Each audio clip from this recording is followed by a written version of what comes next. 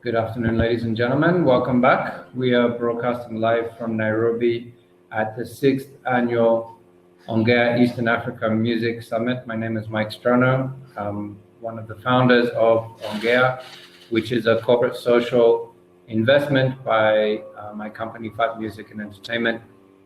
ONGEA was born out of 10 years of Kenya Music Week, rather, and we rebranded and broadened the scope to ONGEA, the Eastern Africa Music Summit. Our purpose is to develop an industry, help develop an industry that's more professional, transparent, and profitable for all. And key to this is royalties.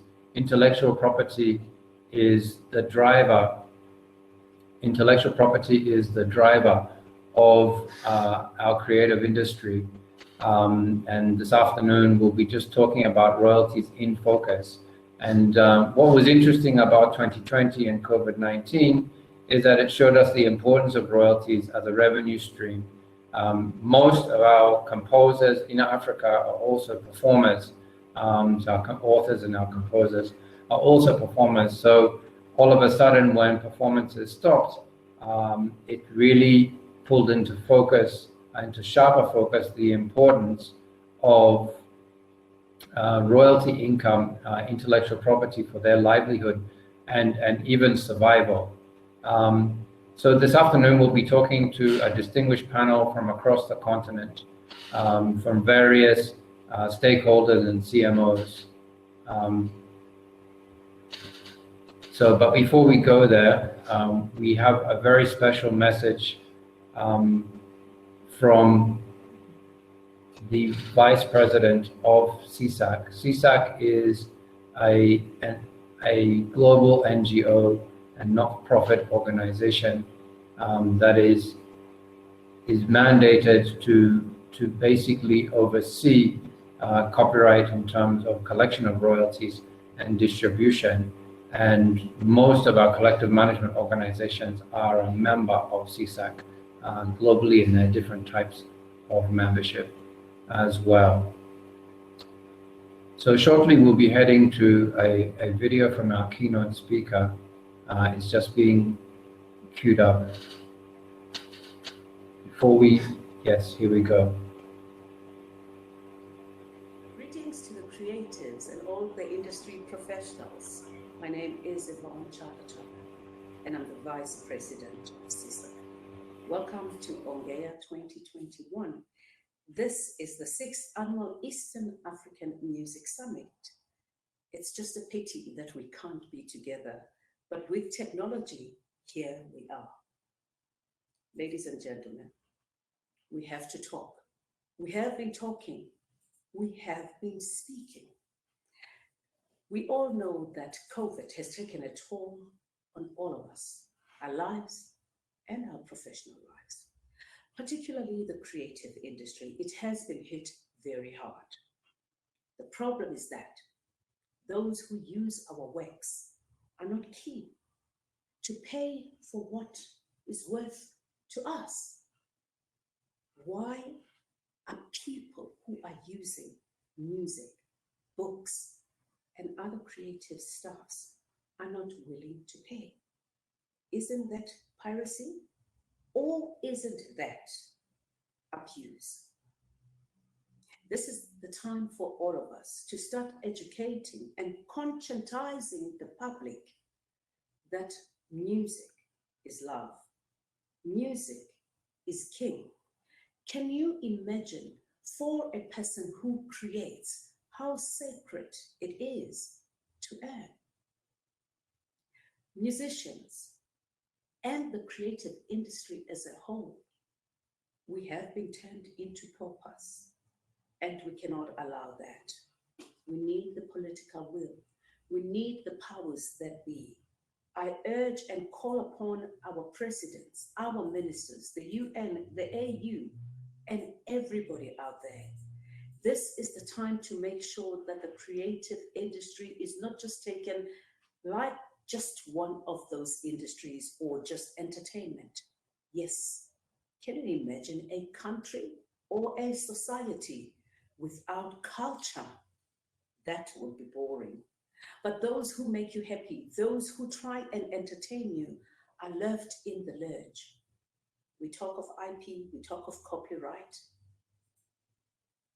We need to put everything in place to make sure that this industry doesn't go to the dogs. There's a lot of education that needs to be done to all those that use our works to be able to pay. So I urge our government, I plead with them, that when this summit begins, we articulate such things and we iron them out. These are the bottlenecks that have really taken us back. We need to take a step forward and make sure that the creative industry in Africa doesn't die. Paying of royalties is the most important thing for a creative person. To all the CMOs around, I know it is very difficult during COVID to even collect.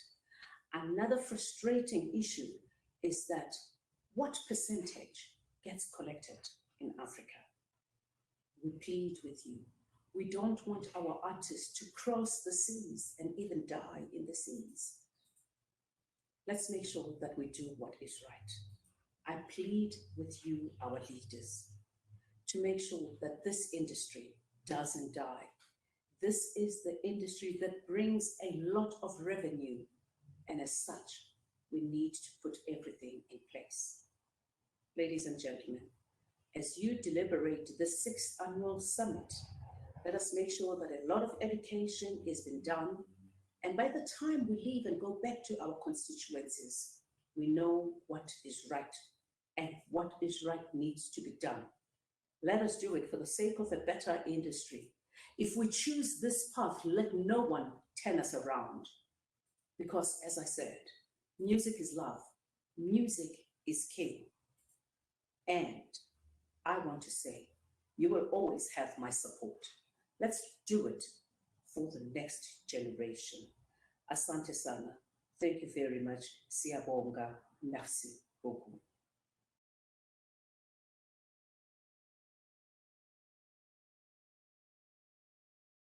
Thank you very much, Chaka Chaka. Yvonne is the Vice President for CISAC, and I think there are some very serious words there, and shows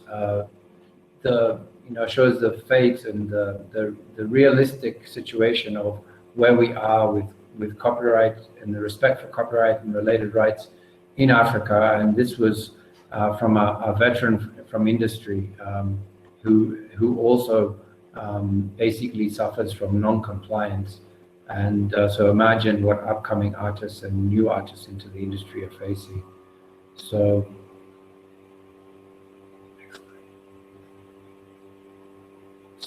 now we're heading into the panel. So I'd like to introduce, I'll just go around quickly introduce our panelists and by name and title, and they can just turn on the camera and mic and quickly say one or two words about what they do with relation to the topic of royalties in focus for Africa. I'd like to welcome Akuchai Okio from SASEM. Welcome. Hi, thank you, Mike, for having me. I'm Akuchai Okio. I'm in charge of Africa. I'm an International Development Officer at SASEM. SASEM collective management organization based in France, but with an international footprint. And regarding Africa, we have thousands of members, some African legends, for instance, Miriam Makeba, Fela, SASEM members, but also younger acts, such as Eastern Africa superstar Diamond Platnumz, who is a SASEM member as well. SASEM is working with the whole collective management ecosystem to help better in Africa, because we need to structuring those territories to ensure that creatives are getting properly remunerated, since is the main revenue they are getting from the use of their works. So yes, this is an issue for us and for the whole international creative community. So that's why we are joining this conversation with pleasure, and we'll bring our experience. Me also, since I'm an African, I'm from Benin, and I got my professional start as an artist and a cultural entrepreneur. I know I have a fine knowledge of what is going on in the continent, so I'll bring all those perspectives all together. And yeah, thank you. Thank you, Akotai. We'll be back to you to discuss more in depth. Now I'd like to invite Angela Dambuki, well known to the industry, now as Regional Director for IFPI. Angela, tell us what IFPI is. I know it's a relatively new office for Kenya, and maybe a little bit of background of your experience in CMO as well. Thank you. Thank you, Mike. Good afternoon, everyone, or good morning from where you are. I'm Angela Dambuki. I'm the Regional Director, Sub-Saharan Africa for IFPI. IFPI is the voice of the recording industry worldwide. Basically, we are the organization that represents the recording industry worldwide. As Mike had put it, we've just recently, not so recent now, since July last year, set up the African office, Sub-Saharan Africa office for IFPI for the first time, and we are based in Nairobi. We're basically, targeting recording industry issues from policy and advocacy to, the music licensing companies, better known as the collective management, which all these are part of what we'll be discussing today. We're also putting up industry analysis and charts for the region, and just looking at what we can do best to support the industry through also the national groups that will be set up. Excited to be part of this panel today. We'll be discussing, of course, a lot of the challenges that COVID-19 has raised. I'm also the vice chair of Kenya Association of Music Producers, which is one of the CMOs in Kenya. So we'll be discussing just generally collective management. And with my background, I'm an IP lawyer, my master's in intellectual property law, and I have over 10 years experience as the CEO of a collecting society, which is the Performance Society here in Kenya as well. So looking forward to the discussion today. Thank you, Angela. Now I'd like to welcome Faith Amondi from the Senior Legal Counsel of Kenya Copyright Board. Welcome, Faith. Thank you very much, Mike. As you heard, my name is Faith Amatika Omondi, and I am the Senior Legal Counsel at the Kenya Copyright Board. At the Kenya Copyright Board, basically, we are involved with the regulation of copyright administration in Kenya. We deal with the legislation on copyright to ensure that we have laws that are up to date. We also regulate the CMO industry. These are the collective management organizations. And as far as royalties are concerned, this is what we are going to be focused on this afternoon, the CMO industry. In addition to that, we have the new CMO regulations, as well as the copyright regulations, which were passed early this year. Actually, we are still in the beginning of the year, so they are fairly new. So these are the CMO regulations 2020, and so we'll be discussing in detail also what the CMO regulations provide. In addition to that, we are also involved with tariff setting, where we don't set the tariffs, but we guide the negotiation processes between the CMOs and the users. These are the BMOs. We guide the discussion process, the negotiations processes, to ensure that we have tariffs that are acceptable both by the users and the right holders. So in a nutshell, that is, as far as royalties are concerned, that is what we are concerned with as Kekobo. At an individual level, as you've heard, I'm the Senior Legal Counsel at the Kenya Copyright Board. I'm an advocate of the High Court of Kenya for over 12 years now, and I also hold an LLM degree in IP law from Ankara University. So I think we'll be discussing more. I look forward to an interesting discussion with all of you. Thank you. Thank you, Faith. And next up, we have Francis Machina from Modundo.com. He's head of A&R. Thank you, Mike. Everyone, a bit about myself. I'm a music publisher, and I'm currently leading the Mdundo.com. What is Mdundo.com? Mdundo is a Pan-African music service with well over 90,000 artists and more than 7 million monthly active users.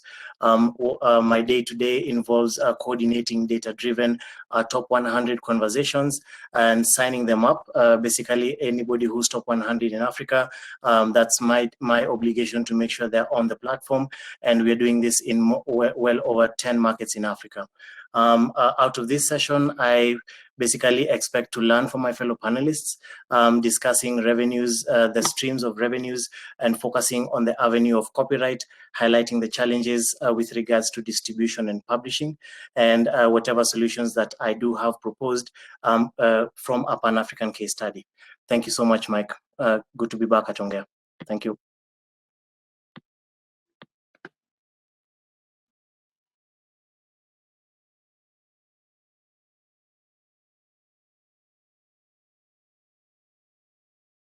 Thank you, Francis. And now I'd like to invite Jotam from Kapaso to introduce himself. Thank you, Jotam, all the way from South Africa. Thank you, Mike. My name is Jotam Matariro. I'm not a lawyer.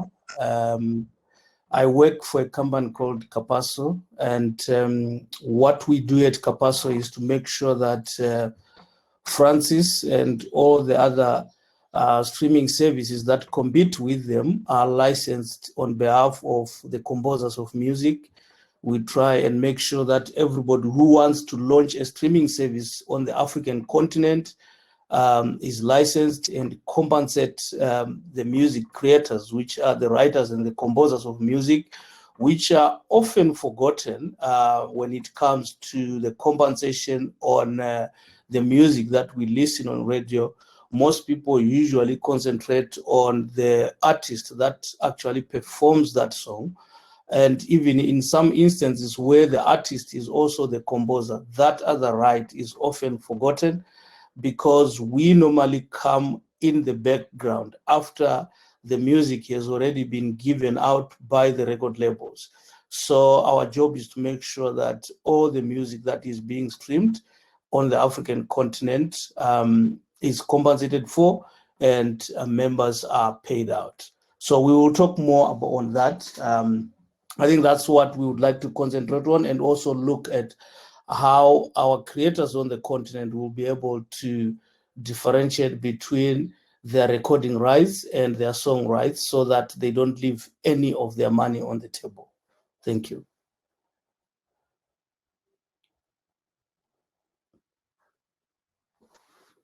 Thank you, Justin. Thank you very much and welcome. I like that expression, not leaving money on the table, and that's been happening for quite some years with copyright and with those rights holders that are uninformed or don't have support, and they're quite a lot.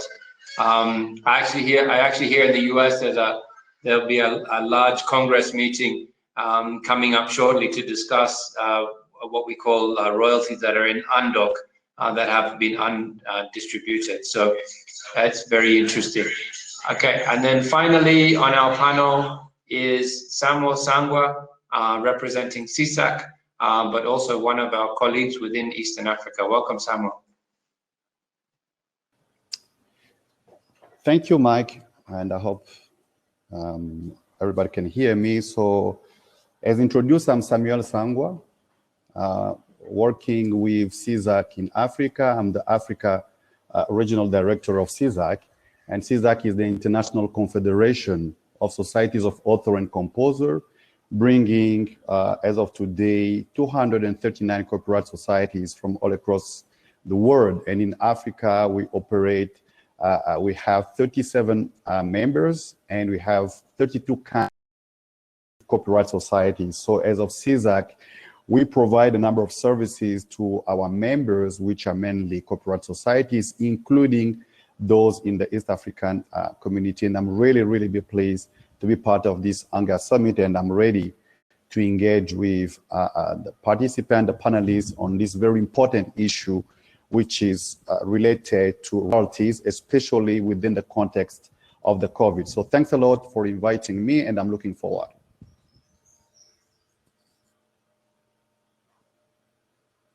Thank you, Samuel.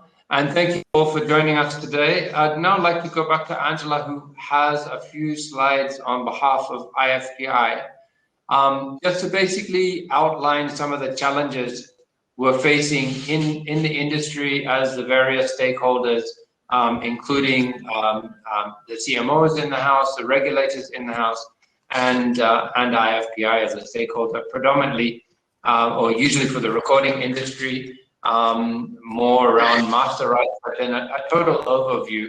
And I'm sure we'll see more collaborations of IFPI. I'm hoping out of this session we will see a collaboration between IFPI and CSAC moving forward as more power and joint forces. So let's talk through some of the slides and see, just outline what are all the common challenges that we face. Thank you, Angela. Thanks, Mike. But maybe just to begin and to set the pace of the discussion, before I even share the slides or you can put them up, it's okay. But just to be able to give that overview of what we're discussing today and royalties, it's just important to have that the concept itself of where you look at the rights. For example, is it from the producers and performers from one end, which is the sound recordings, or the composers, authors, arrangers, and publishers from the other end, which is musical works. So it's good to just understand that those rights are clear in terms of copyright, and of course you have seen representation from the copyright end, and IFPI would cater for the producers and performers end. Also good to know that royalties, by format, it can be either from, the sources can be from the MLCs, which are the music licensing companies, also known as the collective management organizations. And I'll speak on behalf of the sound recordings bit, where you can get royalties from the broadcasting sector or from the public performance sector, which would be every other usage from the public for restaurants, hotels, transport sector, various sectors where music is used in the public.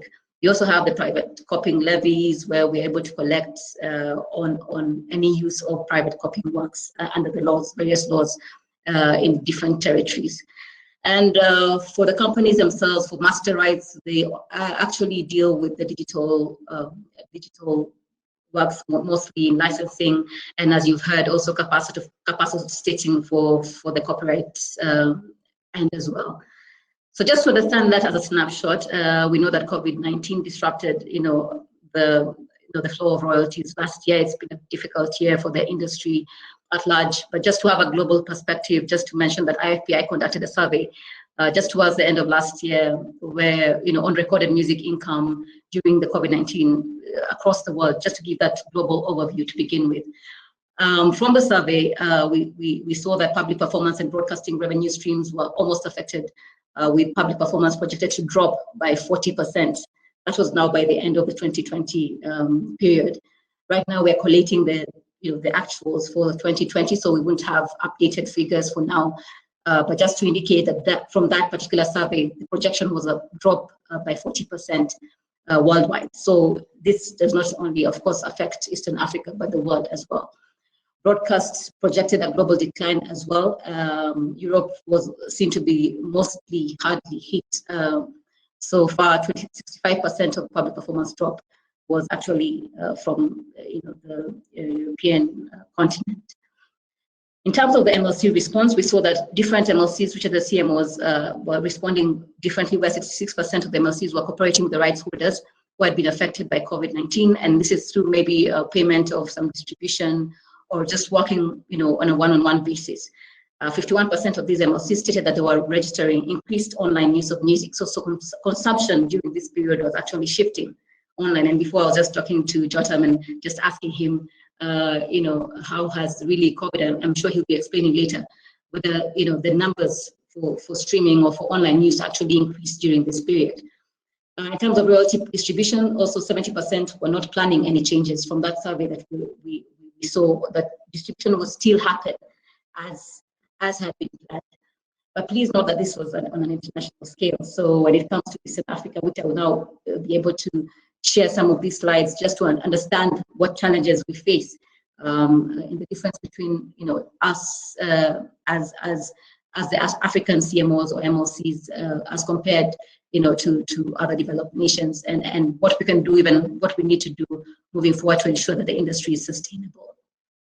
I do apologize, sorry, my voice is a bit rusty because I have a cold, but I'll try and keep up.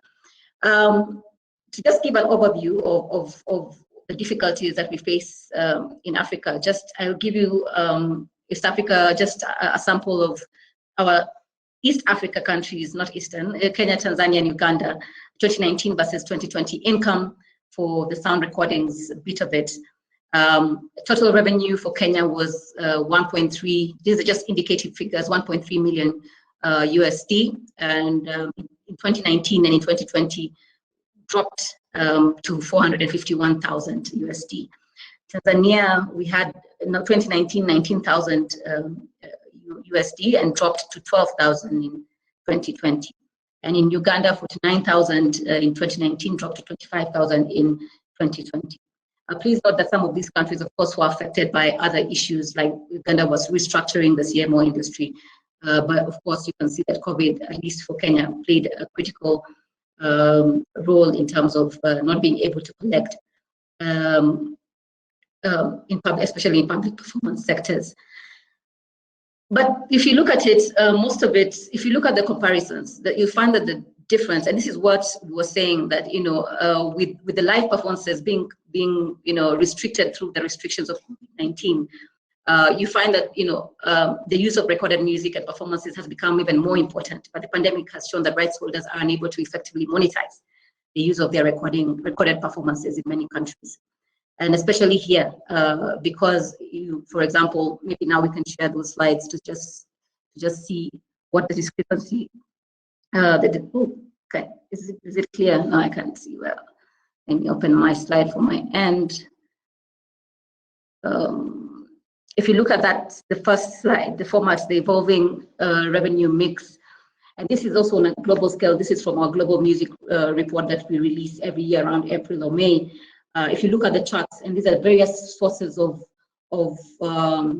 revenue, which now can be able to give royalties to the rights holders, be it the composers, the performers themselves, or the producers. Yeah, that's the slide. So if you look at the slide, you find that this is just from 2014, the growth from 2014 towards 2019. You can see the increase of the blue line, is really the growth of 43%. That is streaming. And if you look at public performance, which is the one at the bottom there, you can see that, the public performance, which is a yellow line, you can see that there was a bit of a growth and sustainability being sustained from 2018 to 2019. There's been a drop, of course, of downloads and other digital uses in terms of downloads is more of that mechanical, right, or downloading to use, but the digital users for streaming has actually increased. So performance rights, you've seen that, synchronization as well. You've seen that there's a bit of an increase in that. So all those are various forms of royalties that you can be able to get from the industry. Maybe the next slide. Next slide, please. Yeah, if you look at the evolution of revenues now, you'll see that in Africa, which is the bottom of the list, as much as there's an increase, the comparison to the rest of the world is really significant. And this is why we need to look at the challenges that actually face collective industries, especially the collective management industries. And that is where some of the significant input or collections come from the other regions. You can see, of course, the US, the Europeans are all high because, especially in the broadcasting sector, they collect quite a significant chunk of revenue. If you look at the next slide, which is MLC collections, so I will look at Africa first, just an indication of, I know we're talking about East Africa today, but for the data that we have, we are talking about Nigeria, Ghana, Kenya for East Africa, and South Africa. We will see that if you compare these to 5% of PwC's economic outlook, You can look at the comparison of what is actually, invoiced or radio collections versus what should actually be collected as per the, as per the 5% of the PwC reporting of how much advertising revenue is. You can see the first part is actually the collections themselves, vis-a-vis what should actually be collected.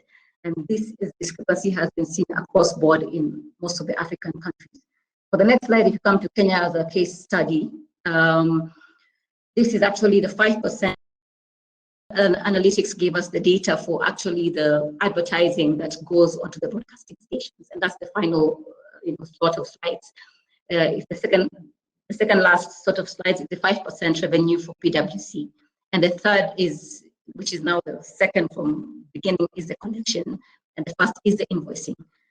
I was just showing this just to see the problem, where the problem is. If broadcasting itself has such a big difference in terms of what is being collected, what is being invoiced, vis-a-vis what should actually be invoiced, as compared to what is happening in the rest of the world, then we would be able to have said actually, because broadcasting stations were still functional when COVID-19 was when COVID had hit, we would have been able to sustain the industry. But now, if you look at the poor collections, as I said before, for 2019-2020, you can see the indication of what has hit. In Uganda, there was 0 collections in broadcasting and radio last year. Tanzania was 1,000, just 1,000 USD, and in Kenya was 11,000 USD for the sound recording. So you can see, I mean, if you look at what should have been collected and it should have been sustainable, we need the government to actually come in and make that the commitment. And I like what Yvonne had mentioned earlier, that not paying for the use of works actually amounts to piracy. And this is what I usually say. And these are, you can say that the broadcasters are actually engaging in piracy activities. So it's good for us to work together. It's good for the governments to actually come on board and support the industry through various interventions. I know in Kenya, for example, we have from December, I think, that put in place mechanisms where you can be able to say that the Communications Authority of Kenya will not issue out the broadcasting licenses until the payment is done. The only issue is that those tariffs were reduced drastically, and they're not in tandem with the best practice. And we're hoping that now that Kikobo is here online today, that this can be able to be made a reality for the rights holders, so they can be able to earn from a living from the revenue, especially now that most of the live performances have been affected. So of course we call on the governments to across Eastern Africa, Sub-Saharan Africa, to work together with us, together with the other organizations at CISA, Capasso, to develop effective, transparent, and accountable collective management throughout the region. Because this is one of the main areas where we can be able to source for royalty collections. So I'll stop there for now, Mike. We can be able to. Thank you, Angela, for that data. I think it's very good to have the fact.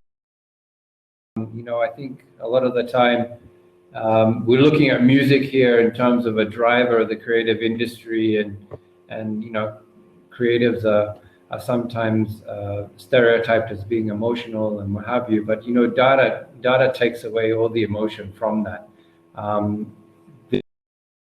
To be collected, this is the international standard.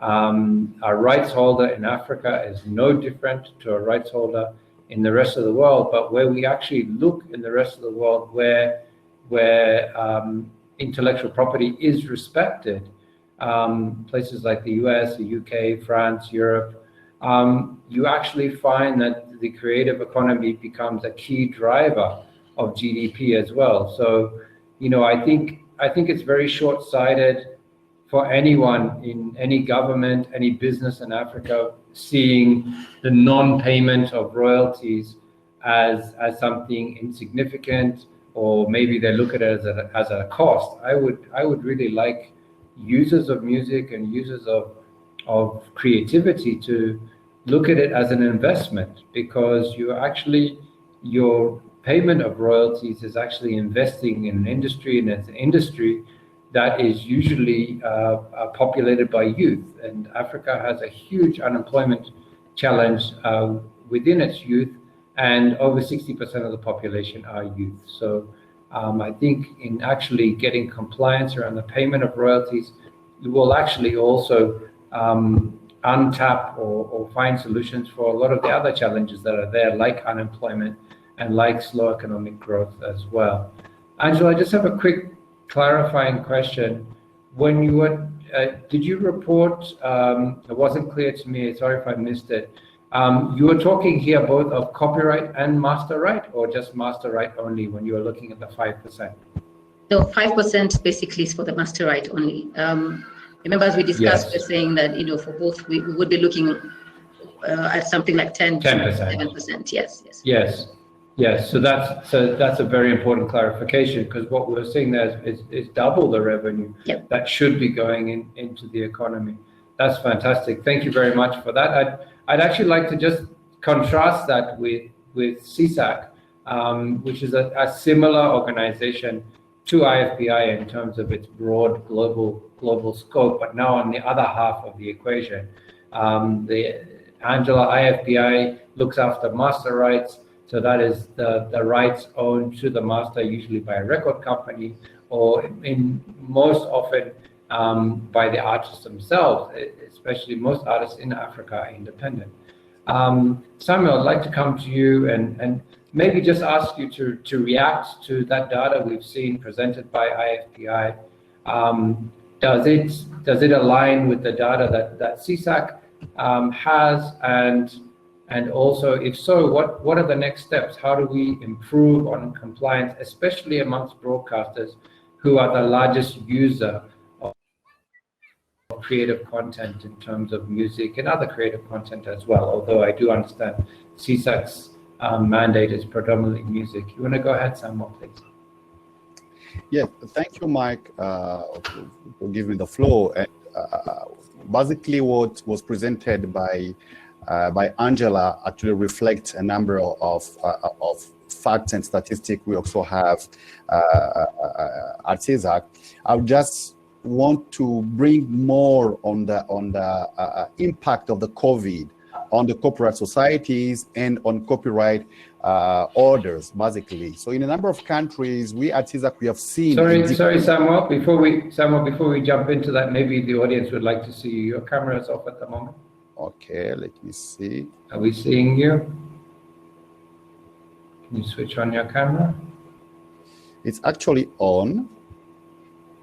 Oh, okay. On my We're side. not seeing you for some reason. Okay, then just continue. That's fine. We'll just continue as this. Thank you. Okay. So basically, from CSAC, what we have seen last year and this year is a decrease of royalties on the continent from the various copyright societies, and this has affected more than 300 copyright owners across the continent. This is a huge impact on the creativity of the continent. So basically, we have seen a decrease between 90% in countries like Zimbabwe to 20% in countries like South Africa. And for this year, we are also expecting a decrease of those royalties. So we had at CSAC, and I'm actually talking about the African Committee of CSAC, to rethink our strategy in terms of royalties focus. How do we harness all the creativity of our creators who actually have very been active during the lockdown in various countries? How do we refocus our strategy? So we have shifted to three main points, I would say. The first one is the digital licensing. As this was mentioned earlier by Angela, we have seen that the digital is becoming the new economic model. So we have really worked to establish kind of a Pan-African licensing hub. You may be aware, for those who are conversant with the industry, that Africa was the only continent with no licensing hub. You may know that in Europe, you have licensing hubs such as ICE or Ammonia. You have a licensing hub in Latin America, such as Latin Author. Within the African Committee, we've been working really to try to find our own model. So working with a number of copyright societies, including Capasso, we came to the conclusion that it could be perhaps much more efficient to go with a society who have the expertise and the muscle, so which is the Capasso. And actually, this will be confirmed by the CEO of Capasso later on. A number of reciprocal has been established with Capasso. So Capasso is acting as the digital licensing hub on behalf of a number of African societies, and we would like to strengthen this model. So this is how we reacted, first of all, to the issue of licensing copyright into the digital market. The second point, which is in motion now, is a regional strategy to license broadcasters. You may be aware that most of the revenue streams of royalties in Africa is from broadcasters. I'm talking about TV and radio stations across the continent. So we have realized that leaving the CMOs to go alone against big broadcasters, national broadcasters, sometimes can be exhausting, can be very difficult. So we are now putting up a regional strategy, which is led actually by Samro in South Africa, which will put up kind of a licensing team to really go after the broadcaster across the continent. So this is actually ongoing. A number of meetings were already had. The whole idea is we need to license those broadcasters who operate in multiple territories. We actually are still making kind of money despite the COVID challenges. So the third strategy, I would say the third point, is the remuneration for private copying. And this is very, very important for those who are not conversant with this scheme, is basically to collect on devices enabling reproduction of works. And the collection are done against the importer or the manufacturer. So we have also bring 8 African countries, actually in West Africa, what we call the UEMOA countries. We are talking about Senegal, Benin, Togo, Ivory Coast, Burkina Faso, and Mali, to have a regional directive. So what we're actually talking is at a regional level to have a legal instrument which will become binding for 8 countries. We have already finished the validation of this regional directive at a technical level, and now we are gearing to the political validation in this coming March. So this is one of the action. The last point, and I think for me the most important, and it's just to bring one backdrop, you may be aware that the African Union has decided to theme the year 2021 as the year for culture, art, and heritage in Africa. So we are going to use this agenda, which was actually adopted by the African Union in last year, against another one, which is the UN agenda for this year, which is creative economies for sustainable development. We would like to lobby the policymakers at continental and regional level. So we are putting up a copyright alliance across Africa. We have brought in an expert to design the strategy.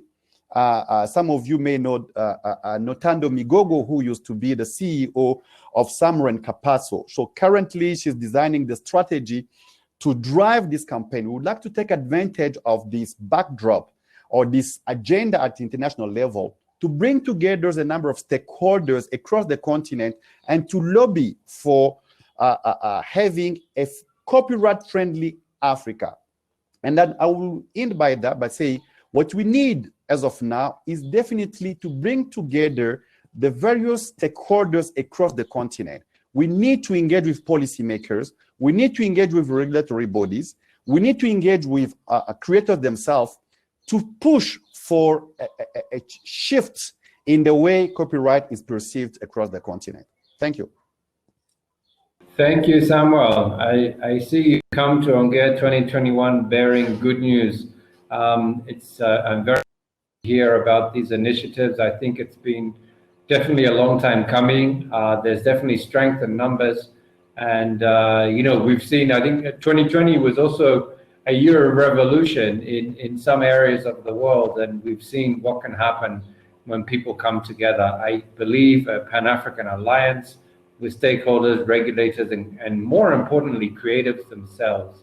When creators find their voice and correctly directed, they can do anything. We've seen it in politics, we've seen it in change of governments, even on the continent itself. There's no reason why they can't use the same for themselves.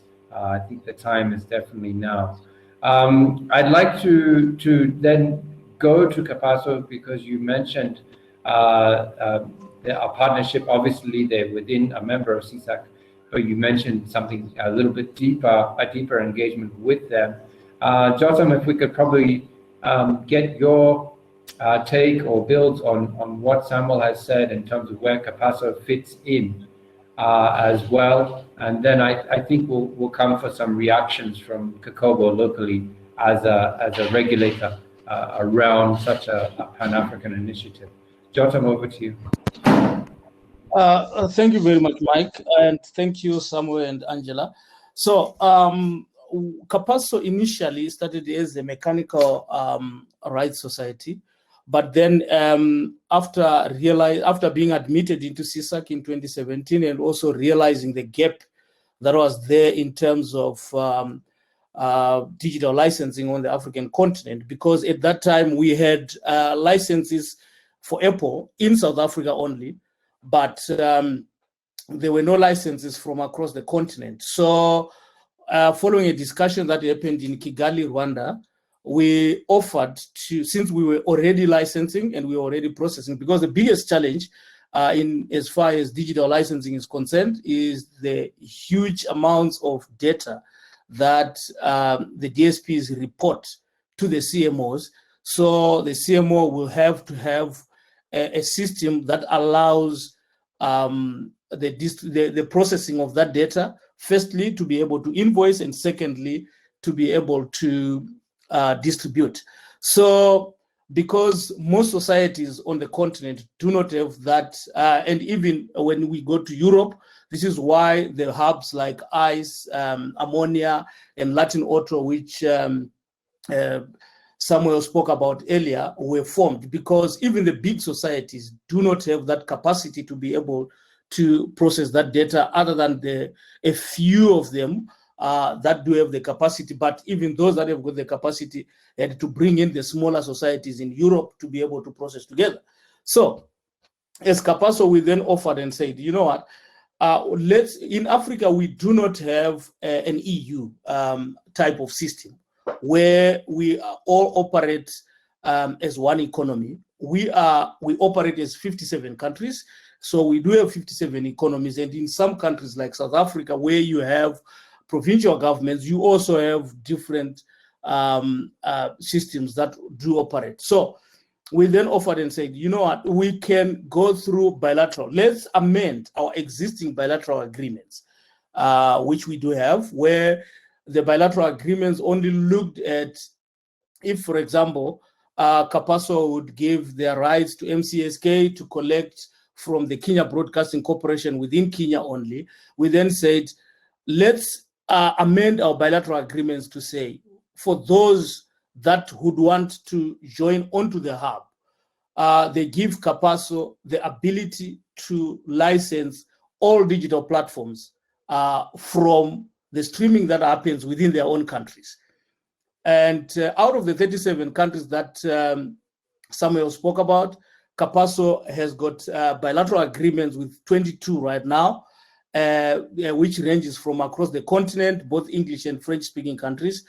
And what we then do is, any society, initially, we actually went out to look for DSPs that were in operation on the continent at that time. But now it has come to a stage where all the DSPs, before launch, they actually come through to Capasso to seek a license to cover the entire continent. Like Spotify will be launching now in a number of countries. They've already gotten in touch with us. And when Apple expanded, they got in touch with us. So we license on behalf of all the 22 societies that we've got agreements with across the continent. Now, the biggest challenge that we do face is that, firstly, in the DSPs themselves, some of the people that do work in the DSPs do not have an idea of how the rights are split, especially when it comes to between the recording rights and the song rights. So because they would have had an agreement either with the label or with the aggregator, where the artist would have gone through an aggregator and then got a license, the DSPs think that they already have got a license. They don't realize that they still need a license for the songs that were recorded. So that's one of the challenges. And again, to make that worse, some of our composers as well on the continent, those that are just composers, and especially those that are both artists and composer, they do not understand those rights. And when we go to a Safaricom, for example, to want to license, or even I will use Boomplay, who is on here as an example, when we go there, so in the event, not that that's what Boomplay says, because we do have a license with Boomplay already, with Mdundo already, so they are fine. So say, for example, they go to Francis and Francis says, no, but Capasso has come here, they want a license with us, yet we have already licensed. The composers themselves will then come back to us to say, no, please do not go and disturb what we have, because they do not know that what we are licensing is actually over and above what they are already getting. So that's why we were talking about, and apart from that, you find that some of our societies, as well as our members on the continent, they actually do not have the metadata, which is the information which shows the name of the song, the splits that are on the song and everything. As a result, with digital services, because you find that all the other hubs that are outside Africa have already licensed all the major DSPs on the continent. Apple comes to Africa with a license already for worldwide from an ICE, for example. They already have a license from Universal, for example.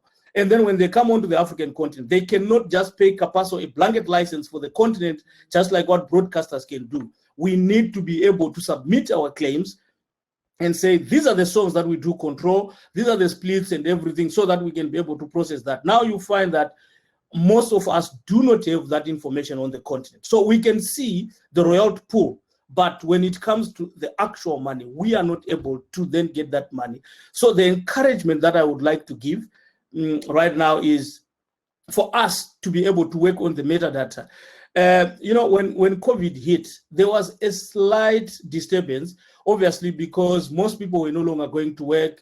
Nobody was streaming music while they're driving to work, while they're in traffic and all that. But suddenly there was a boom in terms of YouTube music, in terms of Netflix, because people are staying at home, people are watching TV, kids are not going to school and they are watching YouTube through and through. Companies have supported Wi-Fi at home to be able to work from home. People have been given dongles, people have been given Wi-Fi and all that. So the data is there. And then suddenly we saw a boom in terms of the money that we are able to collect. But the challenge comes where we can see a big royalty pool, a huge royalty pool. I can tell you now that year on year, from January to December 2019, compared to January to December 2020, there was, July to December 2019 compared to June to July 2020, there was an increase in terms of the revenue or streaming revenue on the African continent outside South Africa of 100%. And unless we are able to put our metadata in order, we won't be able to enjoy that. The increase is there, the money is there, and like what has been mentioned, most of the digital platforms, and especially YouTube, people play African music, and it is completely different from what you find on other platforms and even on radio, because people consume more of African music. And the other thing is that when we had a changeover from physical to digital, during physical, artists and composers were benefiting out of the sales. And the sales will happen, and then the song goes out, you then get the next song and all that. But when it comes to streaming, the benefit comes from consumption. And for as long as one is able to continue to market that song, to make sure that people can still interact with that song, you will have a very long time of enjoyment and a very long time of receiving revenue from that song and all that. And that can only happen if all the metadata is in order. Thank you, Jotam. That was a very in-depth overview. So I basically, in short, I'm seeing, with revenue increasing or viewing increasing, potential revenue increasing across the continent as well in terms of digital streaming. I'd like to just now, before we go to Faith, I'd like to hear from Sasan because it seems that Sasan being a global CMO as well and having a footprint in Africa, I'd like to just hear if there's from 2020 moving forward, are we seeing from the data you have a similar pattern, and what's the outlook for the future, and what really needs to be improved, and how soon can we improve it? Yeah, thank you for giving the floor. What Samuel and Jotam said how can align with the international reality. And I want to mention a study from Counterpart Research that showed that online music streaming subscription should have grown more than 25 year on year to exceed 450 million subscription by the end of 2020. So as Jotam said, there is a surge in music consumption. And so the real matter now in Africa is to ensure that people are getting properly remunerated. And you know that digital is about big data.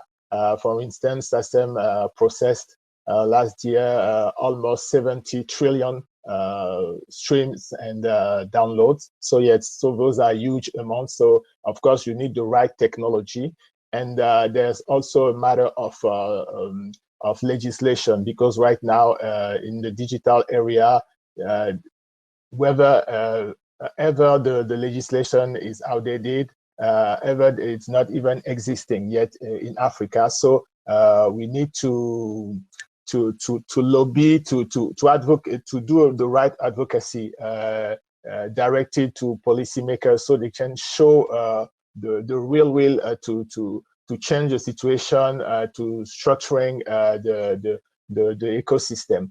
And that's where information figures are key, and that's what is lacking in Africa right now. We don't have enough figures, enough data to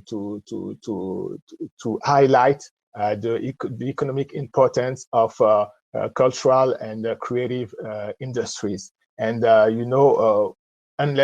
until we get those figures, it will be hard to really efficiently articulate these advocacy, because policymakers, they need figures. Even in Europe, where there is a strong copyright culture, where people have already understood that the creative industry is important, it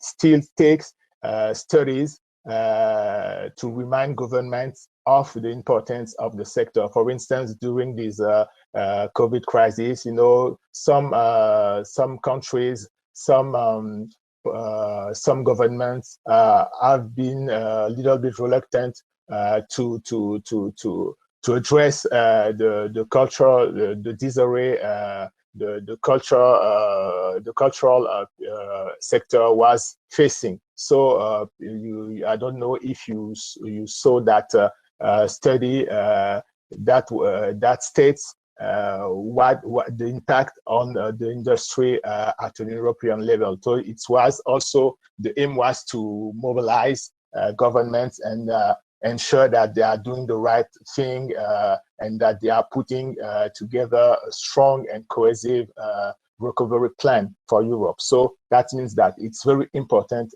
for Africa. Another point, and once again, I'm using a CISAC study when it comes to audiovisual to medias. There's been this study showing that almost half of medias in Africa are unlicensed, and the others, including state-owned medias, are reluctant to pay copyright royalties. So it's important to address this issue as well. Another point that Samuel talked about is private copying. There's been a study, another one, at least we have few, made by Bearing Point in 2018, that says that if copyright private copying was implemented in Africa, it would have generated more than $400 million. So you can see the potential. And when you know that private copying applies to blank medias and devices that allow reproduction and storage of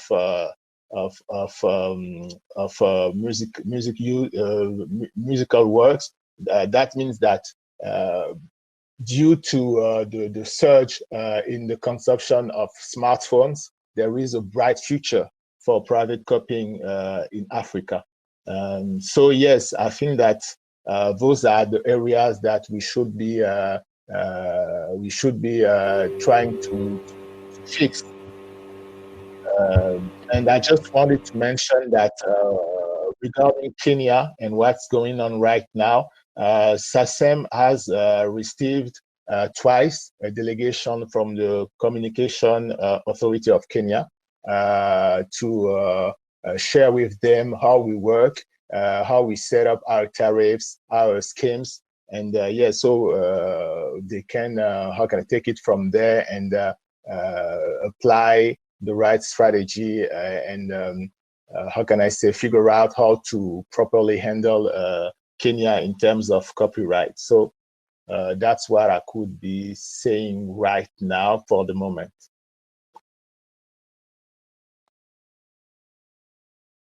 Just if you just stay for a second, it's and maybe it's now time to get a little bit into the conversation. It's great that SACEM is helping to build capacity within Communications Authority, but quite frankly, it seems like they didn't pay attention on the tour because we had a situation last year, and Angela and Faith, you can weigh in on this. The broadcasters in Kenya Communications Authority renew the licenses every June for a July financial year start, July to June, and through the CMOs had advised Communications Authority that these stations were not compliant. They hadn't paid, and the tariffs in Kenya are very small. It's less than their flat rate. So when you work it out to their revenue, which is data we have, is less than 1% of their turnover. So it's not really it's quite a substantial amount, but it's not really a big impact on the bottom line. So Communications Authority did write to the broadcasters, I understand, and Angela can advise me on this, and did threaten to withdraw their license or not renew their license, but at the last minute they backed down. And right now we have broadcasters in Kenya still broadcasting with the music of rights holders all of us on this call represent, and they're not paying a shilling, even the minuscule flat rates that are there. So that's probably my feedback on that. Angela, do you have anything else to add? And then I'd want to go to Faith as a regulator to maybe comment on that. Thanks, Mike. And I mean, thanks. Actually, it's good to know that at least the government is reaching out for international best practice.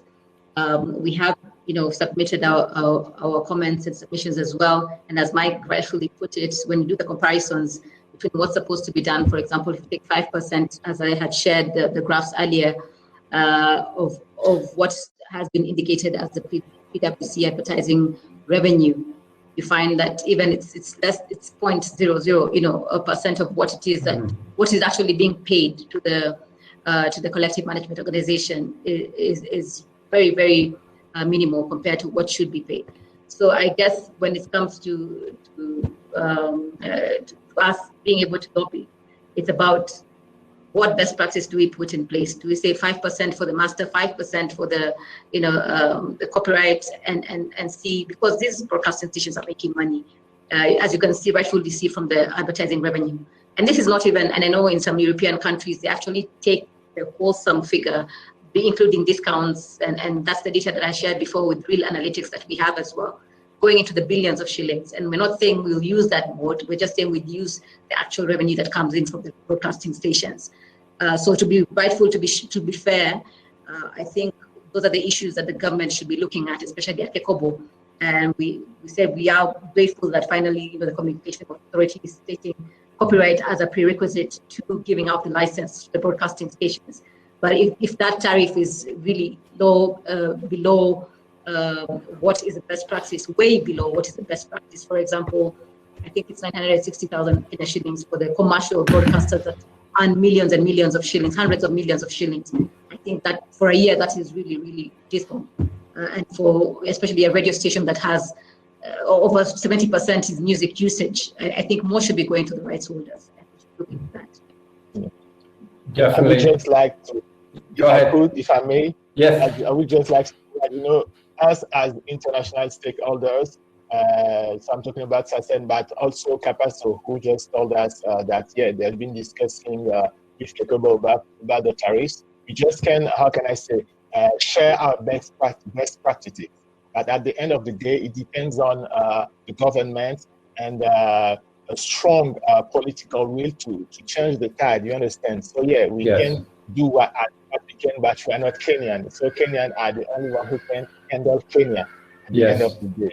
Yes. Yeah, but we are there, we can be helpful, and we are willing to share our best practices. That's why we received them twice, and all our directions department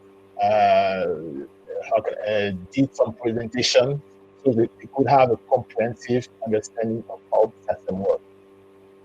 Thank you. Thank you very much. No, we're in total agreement. Faith, let's we were discussing before, Faith, you're always going to get the hot questions, being in government and being the regulator. We've discussed a lot. We've discussed various revenue streams for our rights holders. We've discussed digital. We've discussed broadcast. Right now, digital. I think we've heard digital is on the rise. That's very encouraging. But bottom line, broadcast has the largest potential if they are compliant. Could we just maybe talk, Faith, about compliance of broadcasters in terms of even the current tariffs? Personally, as an industry stakeholder, I'm not happy with the current tariffs, and I'm not shy to say that. But at the end of the day, it is what it is. So let's at least get broadcasters paying. But from my understanding, they're not paid for the last 10 years or longer. So as a regulator, what is Kekobo able to do in this scenario? What is planned? Where does Kekobo need assistance? What is the interaction between Kenya Copyright Board and Communications Authority? Because bottom line, it's been a hard 12 months for our creators with no shows, and there is money in the marketplace, and the right holders deserve their revenue. Collective management organizations is just a conduit. It's not their money. The money belongs to the songwriters and creatives that are listening to this session. So how can we help them, basically, as all of us on this call? How can we help them as the regulator at Kekobo? Thank you. Thank you very much, Mike, and thank you for the other panelists who have spoken before me. Thank you for sharing the very wonderful insights.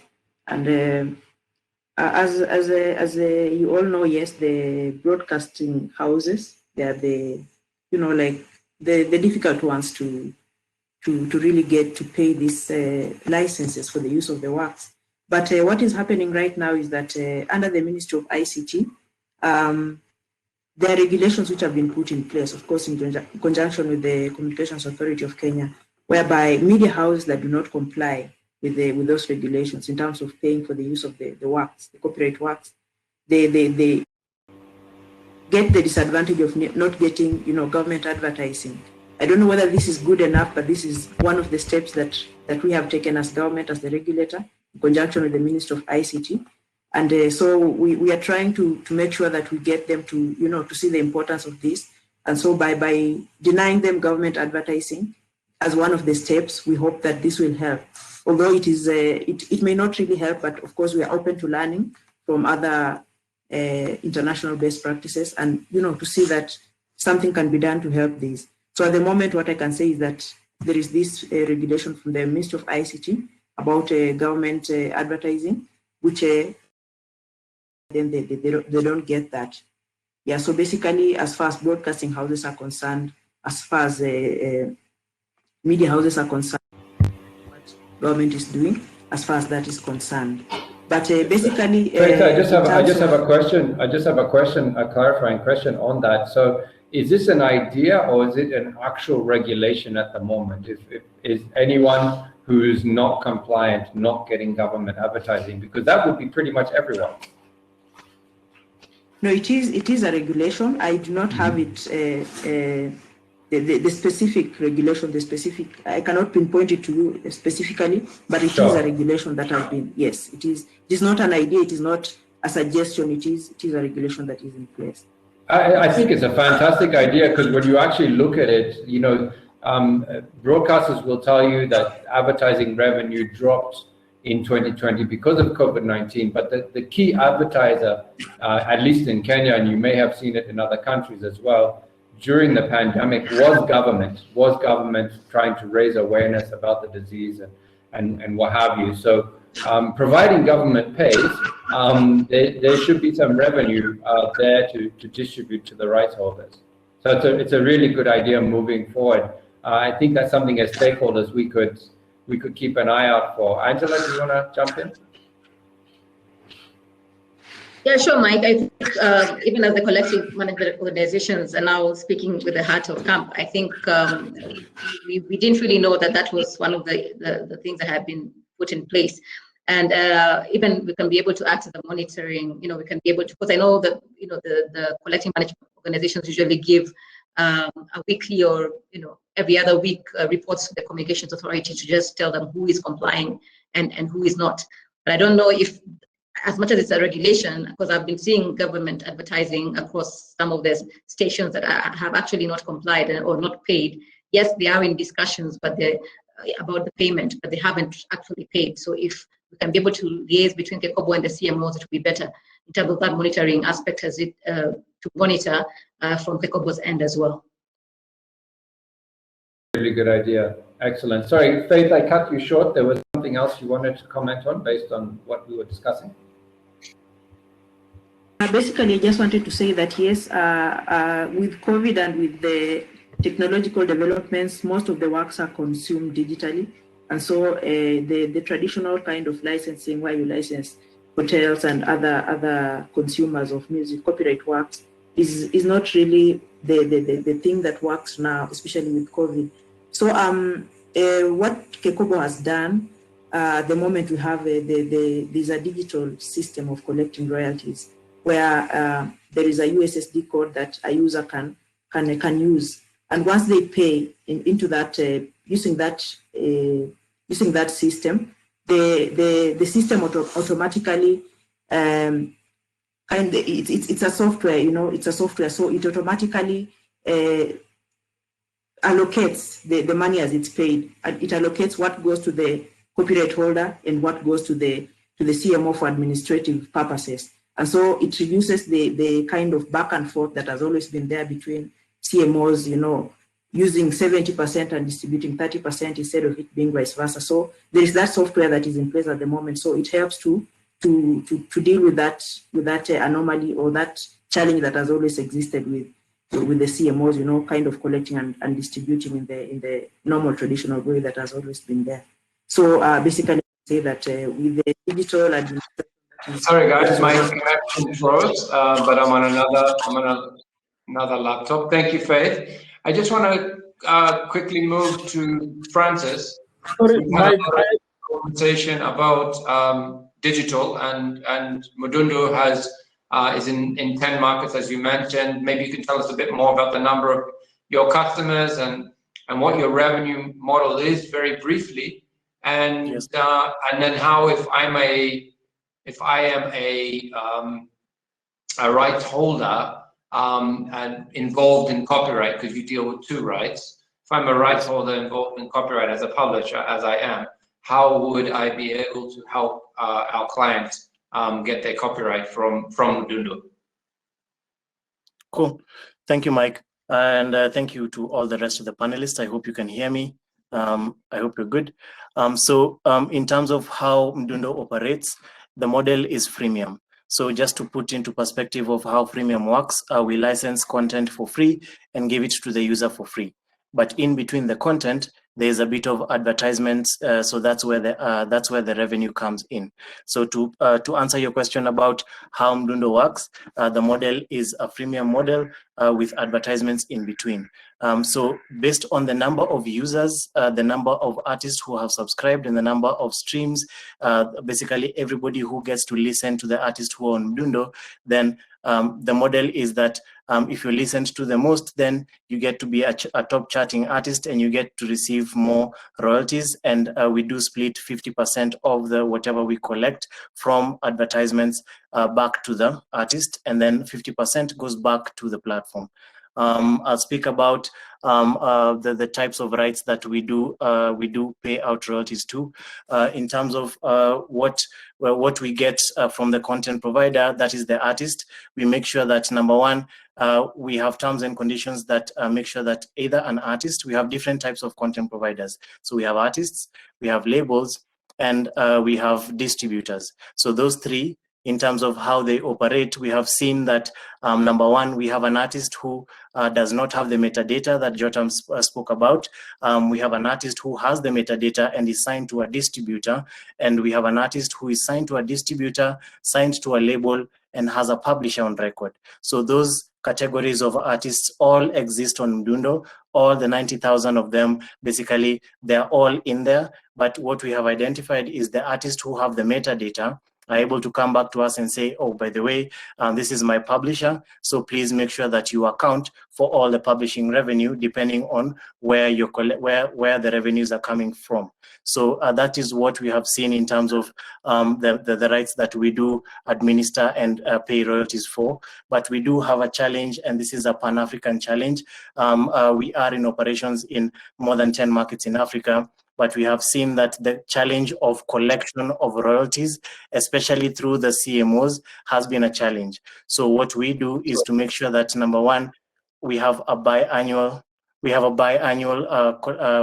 royalty payout system whereas in January and in June, we make sure that we account for the streams of revenue, streams by the artists, and then we make sure that we pay 50% of that based on the streams.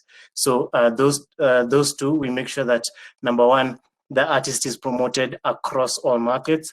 That's one. And then number two, we are making sure that we are giving the artist data, not just royalties, but data, in that how well is your brand doing in a market like Mozambique, or how well is your brand doing in a market like Zambia. If you were to commercialize the other 4 types of revenue streams, that's basically show money, endorsement money. If people are not downloading your content for free, we give you the data and tell you, don't go do a show in Zambia. No, that's not where we are seeing your audience growing. Go do a show in Mozambique, because we have seen Portuguese-speaking people are leaning into your content. So it's not just the royalties, it's not just the data, it's the fact that we are able to grow the brand pan-Africanly, and we're able to cross-market through curation, that whoever is big in West Africa will get to be big in East Africa by being on Mdundo. So the revenues will increase only by strategic cross-marketing across the markets, and that's what we have seen has worked for most of the artists who are on Mdundo. I don't know if I've answered both questions. Mike? Clear? Francis, thank you very much. Cool. So guys, we're coming to the end of our session. We all have a lot to share, and I think what's very important about this is that we have connected. There's a lot of great initiatives happening at the moment.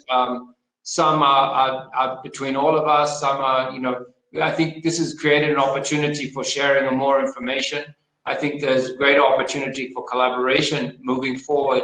It's very important for us to ask some questions or answer some questions as well. We've received one question in the Q&A section that I will just read out.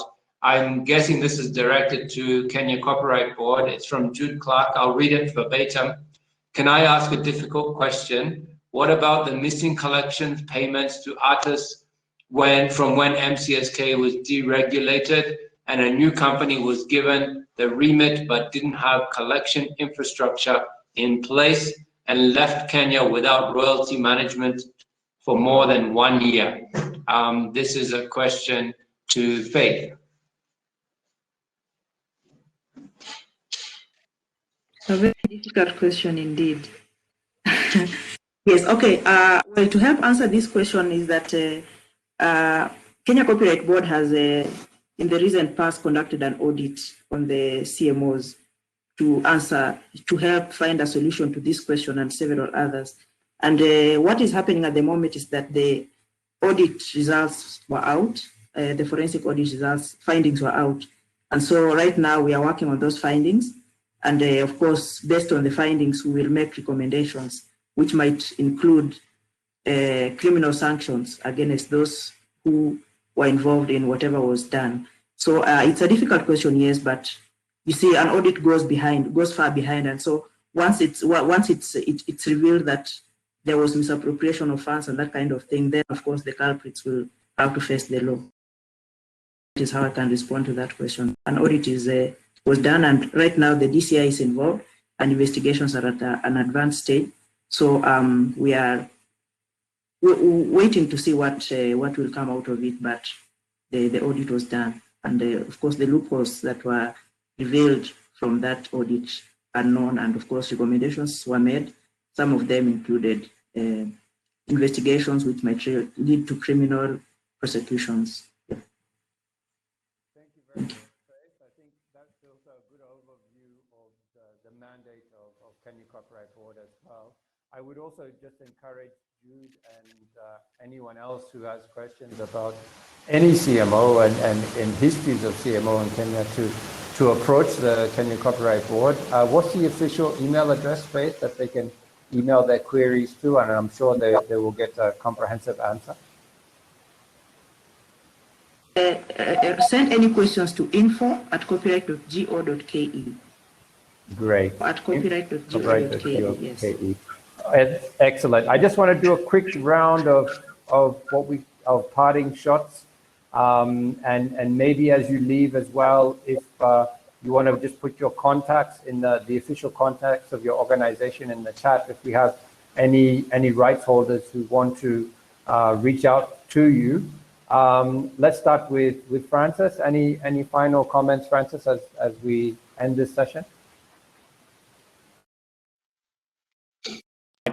Thank you so much, first of all, for the opportunity. I think for me, as a parting shot, is that in terms of as a company, Mdundo is growing Pan-African. So artists need to be making sure that, number one, they need to know their streams of revenue. There are 5 streams of revenue, but copyright is the avenue that gets you into all the 5. Why? Because you're not relying on copyright to pay your bills. You're relying on copyright to give you data so that you can leverage that data to get more shows, more endorsement deals, and more revenues from all the streams of revenue as an artist. So for us as Mdundo, we do pride ourselves in saying that the data that most of the creatives lack in Africa, we do have. We are a point of data, and don't just come to Mdundo and sign up to Mdundo because you want to make money off your song. Come and make some royalties, yes, but also ask us more about data and Pan-African data so that we can arm your brand to grow in a Pan-African scale. Thank you. And just to recap, Mdundo's model is an advertising supported model, and I really do hope that my clients, who I represent as a music publisher, do also come to you and earn more royalties, because if they're earning more royalties, it means you're getting more advertising, and it means you as Mdundo will succeed further. So thank you, Francis, very much. Speaking of the digital world, let's go to Jotam as we sign up. Francis, please put some official contacts in the chat. Thank you. Jotam? Thank you, Mike. And I think this has been a very great opportunity. And the message that I would like to leave to the listeners is that, as Africans and digital as it is, we are fortunate enough to be able to follow the trends that have happened across the world, where the development and collection of royalties in digital was very slow. But for us, we take what is there already, modify it, and fit our own terrain. And we are proud to say that as Capasso and the other CMOs on the continent, we are currently at par with all the other licensing bodies in terms of licensing streaming services. We have already licensed all those that are coming on. And as we speak right now, we are already in negotiations with the likes of Triller, all the big ones, TikTok, and all of them have already been licensed. So we are no longer behind. We have caught up, and it's only up to us as Africans to be able to move on together and benefit from the work of our creativity. Thank you. Jotam, thank you very much. So let's hear from Koche. Yeah, thank you. It was a very interesting conversation. I would like to add that our African artists and the professionals who are working with them, so they can understand what's really at stake, especially in the digital world, because this area is reshuffling cards in favor of African creators, but they have to leverage what they have to really get to the right places. Not just about visibility, but it's also about being paid properly, being remunerated fairly.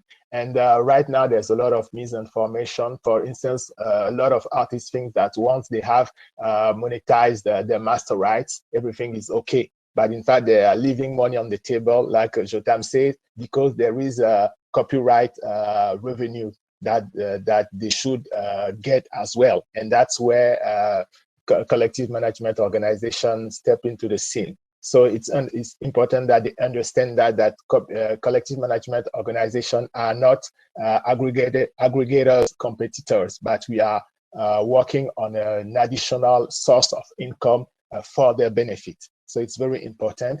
And I would also like to say that we need to strengthen the collective management ecosystem in Africa, and it's salute all these ongoing initiatives right now, especially in these hard times we are experiencing, because at an international level, we, for instance, as SACEM, we have been able to launch a COVID relief fund that is still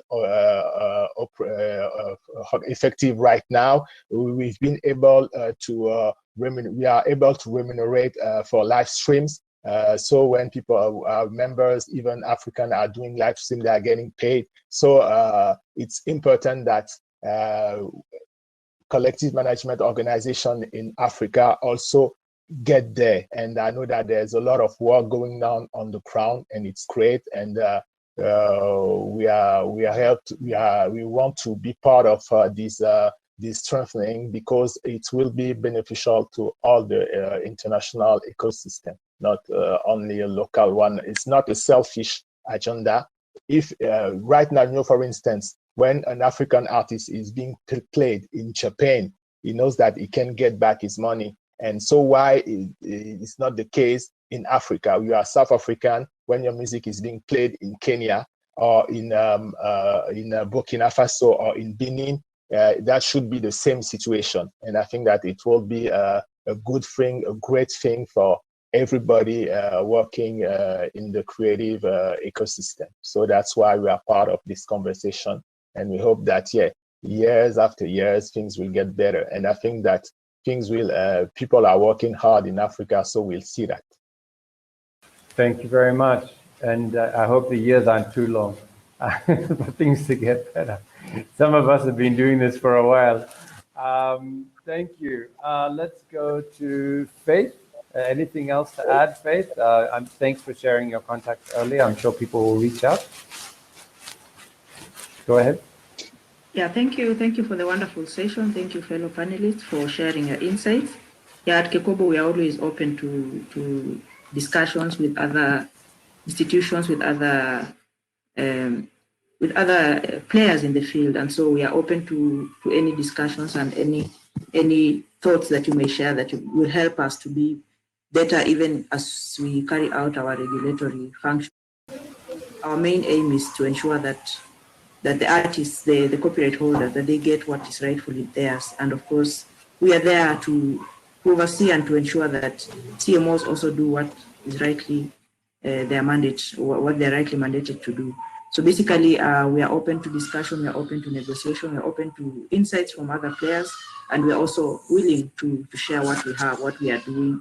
And we hope that at the end of the day, Africa and even the world at large will have a better system for copyright management, whereby it will really pay to be an artist, it will really pay to be a copyright holder, it will really pay to be a creative. So that is what I can say. You can also find us on Facebook, on Twitter, and on other social media platforms. But as I said, you can reach us on the email address I shared, info@copyright.go.ke. You can check our website for more information. And the time was short, otherwise we would have discussed more on what Kekobo is doing, especially as far as creating a clear data. I mean, we have all talked about the challenge we have in data and not knowing who owns what and who owns which rights. But here at Kekobo we have a national rights registry, encouraging people to register their works, and this helps in managing, even as far as the CMOs are concerned. It helps in knowing. It's easy to distribute the royalties as when we have this database. So we are doing a bit, and we hope it will help. So thank you once again. Awesome, thank you, Faith. And just quickly, a quick question for National Rights Registry: is there any charge for people to register their works? At the moment, it's free of charge, but in future we will start charging. It will not be expensive. It will not be as expensive as it was initially, because initially we have been doing copyright registration, but using a manual system, and there was another online system. But now we are having this National Rights Registry, which is a platform specifically for registering works. At the moment, it's free, and unfortunately, it is only open to Kenyans at the moment. But we are working on enhancing it to also include foreigners, whereby they can also register their works. So at the moment it's free. So if you're a Kenyan, this is the time you need to take advantage of this and register your works, because it's free at the moment. But it will soon not be free. Thank you, Faith. I encourage Kekobo, and I know you're not only Kekobo, you're not the only one at Kekobo, and I know the board of Kekobo are listening. I know some of them very well. I encourage them to keep it free. Ironically, our last session was about taxation. Creatives are now paying more taxes through digital service tax, so maybe that can offset some of these expenses and cover your expenses at Kekobo, so registration remains free. So that's one idea that maybe you can put forward. Thank you. And one quick thing. Sorry, Faith, I need to apologize. I'm a bully when it comes to copyright and rights. There's one thing you mentioned, and you mentioned the word negotiate. And I'm wondering why, as rights holders, we feel that we need to negotiate for what is rightfully ours. You don't find KRA or any tax authority negotiating on taxes. I think users of copyrighted works, and I'm sure you agree with me, Faith, It's just that we have this culture in Kenya that we need to negotiate with the users of the works. But at the end of the day, if it's at a reasonable price, the users should pay so that we can help build the industry and employ more young people who need jobs. So thank you very much, Faith. Let's go to Angela to close. We seem to have lost Samuel. We have some questions for him, but I'll make sure he gets those questions. Let's close with Angela. Thank you. Thanks, Mike, and thanks everyone for participating in this panel and the audience as well. And Mike, just to pick from where you just said, actually, I would, at least for Kenya, I would like to challenge Kekobo actually to assist the collective management to collect in terms of putting the right policies in place. And as Mike rightfully put it, the tariffs that have been, gazetted was not as a result of what the collective management had put forward, but rather as an indicative, like what the government saw was best, which is, very minimal in terms of, if you look at what hotels were paying, would be an amount, same amount as a cup of tea per day. And now even that one cup of tea is divided into 10. So I think if you look at it in the wholesome figure, I mean, the tariffs that are there are very low, especially for broadcasting and hotel industry. And if the Kekobo is actually there for the rights holders who actually own the musical works, own the sound recordings, then they would be able to revise those tariffs in due course. For everyone else, thank you so much for your contribution, and for us IFPI, we continue to support the industry in terms of the recording industry and churning out the data that we can. We have the priority countries, as I said before, in Eastern Africa. We're dealing with Kenya, Uganda, and Tanzania, and we'll be working together with Mike. And I know we didn't get a chance to talk about content protection and enforcement, but we are working together with Kenya Copyright Board through an MOU between IFPI and Kekobo to just support the content, especially now that it's gone online infringement. The numbers are looking, quite alarming, and we, as IFPI, we're able to work together to ensure that we're able to monitor that and have Kekobo now take on the enforcement role, and hopefully it will be better for the industry. So thank you so much.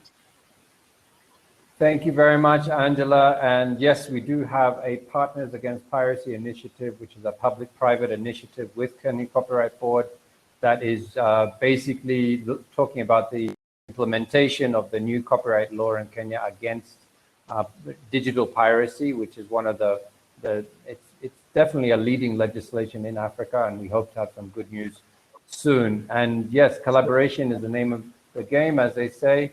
If you want to, what is it? If you want to go fast, go alone. If you want to go far, go together. So let's keep talking. All of us here on this panel, with all of us listening to us. There are two sets of questions. I'm not going to read them out because of time, but just know, Juliet, Emma, I will get your question to Samuel Sangwa of CSAC and ask him to get back to you. I'll direct chat you for a contact.